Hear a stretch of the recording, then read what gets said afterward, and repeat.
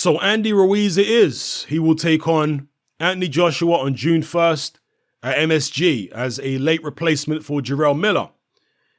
Andy Ruiz is definitely not my first choice of opponent for AJ as a replacement for June 1. I would have preferred Luis Ortiz, but Ortiz's team, for whatever reason, either dropped the ball or simply didn't want that smoke. So, unfortunately, even though Ortiz was being offered 14 times as much as he got paid against Deontay Wilder, turned it down. Absolutely bizarre. But look, AJ wanted to fight. Herm wanted to fight. The only reason that fight, AJ versus Ortiz, ain't happening is because of Team Ortiz. Facts. So that is what that is.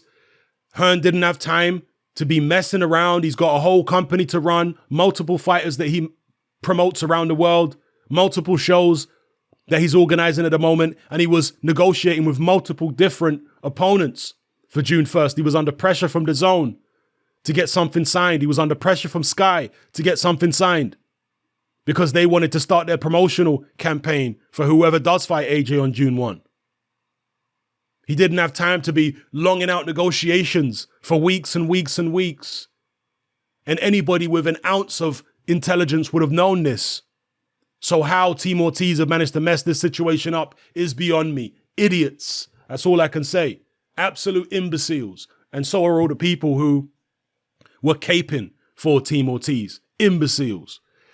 Whatever the case may be, we're now left with AJ versus Andy Ruiz on June 1. Now, Andy Ruiz is a front foot counterpuncher. That's what he is. He comes forward, he applies pressure, and he counters you on the front foot. He's not like a Jarrell Miller, okay? Jarrell Miller applies pressure, but he's a volume puncher. He's not really a counterpuncher. He's a guy who just comes forward and tries to swarm all over you, bully you, and overwhelm you with work rate and physical strength.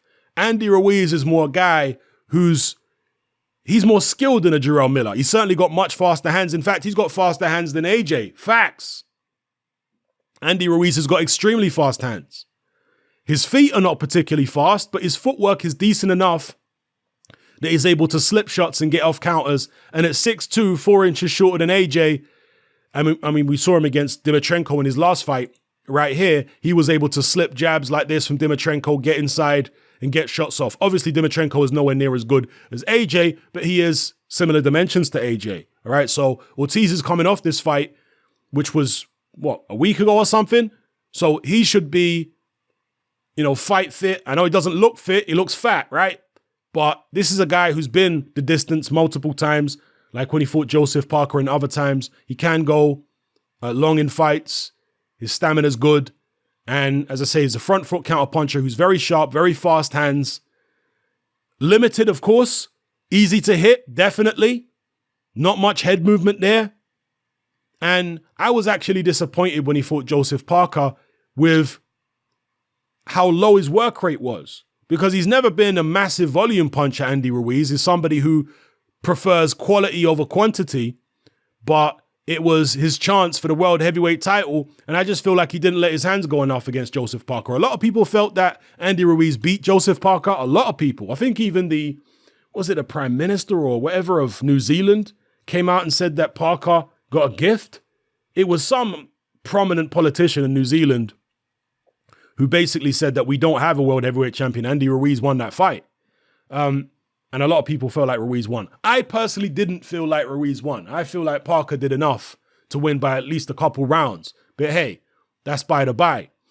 I was disappointed by his work rate in that fight. I felt like he could have done more. And I've heard Ruiz say the same, that he could have done more in the Joseph Parker fight. But be that as it may, he still is dangerous. Fast hands, front foot counter puncher. We saw, for example, Alexander Povetkin have success against AJ in the early rounds, counter-punching on the front foot. Now, I would say that Povetkin is a harder puncher than Andy Ruiz, but I would say Andy Ruiz is faster with his hands than Povetkin. Povetkin's got faster feet than Ruiz, no question. Povetkin's feet are much faster than Ruiz's feet, but his hands are definitely not faster than Ruiz's. So I actually think that Ruiz can be dangerous in this fight. I think that in the early going, AJ is going to have to be very careful because Ruiz is sharp. In fact, Ruiz is sharp throughout a fight when he preserves his energy like he did against Parker. So you have to be very careful in exchanges. AJ should be looking to keep the fight long range, avoid exchanges, and when they get up close, tuck up very tight or tie him up. Don't do it excessively, of course, because that's illegal. But do it as much as is legally permitted, and just try and keep the fight long and don't allow Andy Ruiz into his comfort zone. Andy Ruiz's comfort zone is in mid-range and close range where he can use those very fast hands. And of course, the idea for Ruiz is the exact opposite. Don't allow AJ to stay at long range. Draw AJ into a fight. If AJ's boxing, I know Andy Ruiz is this humble guy, but don't be afraid to goad AJ. Yeah, you'll have the crowd on your side. It's an American crowd. I know there's going to be a lot of Brits there, but I'm sure there'll be a lot of Americans cheering Andy Ruiz on, Mexicans, etc. If AJ's trying to play it smart and box, goad him. Say, why are you running? What are you doing? Goad him into a fight. That's what Andy Ruiz needs to do if AJ's trying to box a technical fight and keep it long range and Ruiz is getting a little frustrated. Goad AJ into a fight. Bring him into your house, your comfort zone, where your faster hands are going to be your advantage. So I do think it's still an interesting fight. I know people look at Andy Ruiz's body shape and think, this guy can't fight. But people within the boxing industry, we know that Andy Ruiz can fight. I'm not saying he's an elite heavyweight, but he's good. The guy can actually fight. I was talking about the potential Andy Ruiz-Jarrell Miller fight several years ago. Some of you guys may remember that video. It was after Jarrell Miller beat Fred Cassie. And Jarrell Miller actually turned up in the comment section of that video. Because I said that I wanted to see the two fat boys fight. Because these fat boys might be fat, but they can fight. Jarrell Miller turned up in the comment section of that video and said, you're funny. But, he took it in good humor and what have you. And I said, look, I want you and Ruiz to fight. I'd like to see that fight. Well, we're not going to see that, but we are going to see Ruiz versus AJ. And I think it could be a decent scrap, to be honest with you. Ruiz has also shown a good chin. Not that he's been in there with any devastating punches so far, but he hasn't shown any vulnerability by way of punch resistance. And he has been cracked with some good shots. I remember watching him fight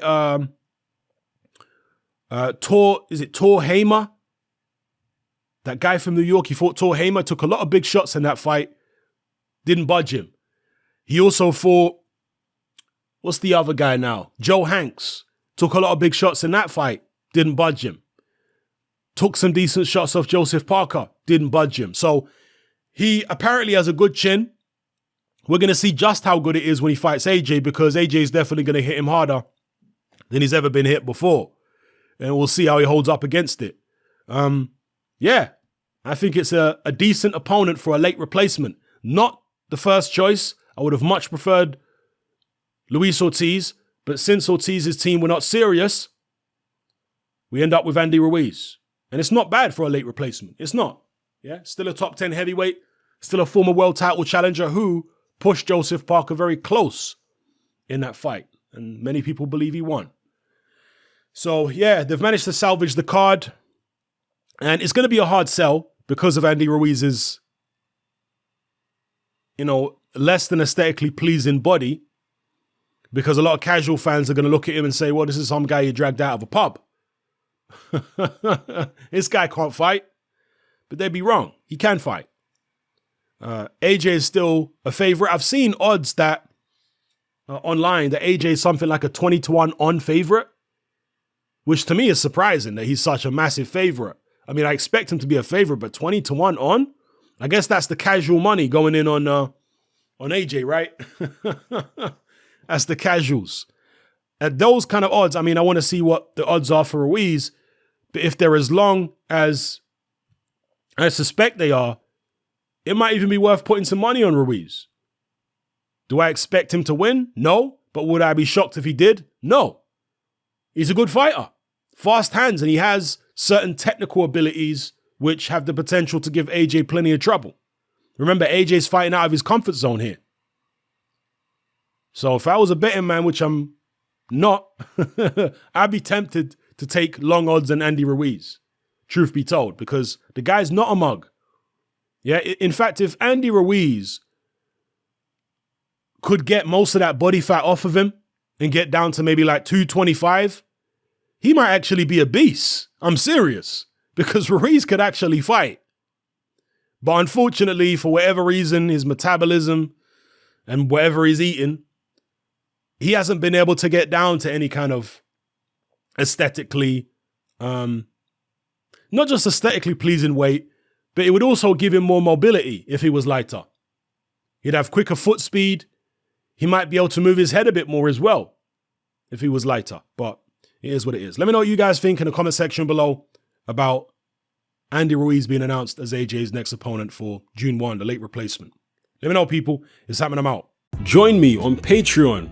I upload a minimum of 2 podcasts every single week, covering a wide variety of controversial topics, as well as live stream Q&A sessions. Take a look on screen right now at some of the podcasts I've produced so far. For just $3 a month, the equivalent of about £2 a month, you get access to all my new podcasts and my entire back catalogue of past podcasts, including my popular Confessions of a Nightclub Bouncer series. You can listen on your computer or on your smartphone or tablet by downloading the Patreon app from the Google Play Store or the App Store for free. The Patreon app also allows you to download each podcast in MP3. For less than the price of a cup of coffee, you get access to dozens of hours of exclusive content. It's easy to sign up, there's no contract, and you can cancel at any time. So come and join our community of free and critical thinkers by signing up with me here on Patreon today.